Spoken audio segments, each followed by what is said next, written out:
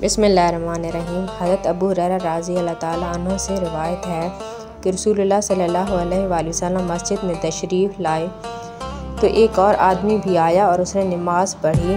फिर वो आया और उसने रसूलुल्लाह सल्लल्लाहु अलैहि वसल्लम को सलाम किया।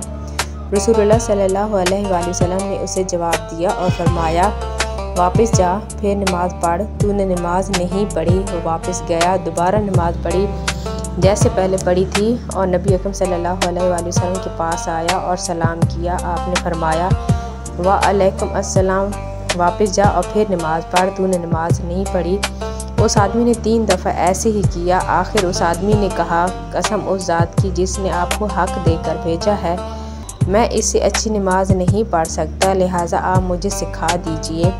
तो आप सल्लल्लाहु अलैहि वसल्लम ने फरमाया, जब तू नमाज के लिए खड़ा हो तो सबसे पहले अल्लाह अकबर कह, फिर जिस कदर तू कुरान मजीद पढ़ सके पढ़, फिर रकू कर हत्ता के तुझको रकू में इत्मीनान नसीब हो, फिर सर उठा हत्ता के सीधा खड़ा हो जाए, फिर सजदा कर हत्ता के सजदे में तुझे इत्मीनान हासिल हो, फिर सर उठा हत्ता के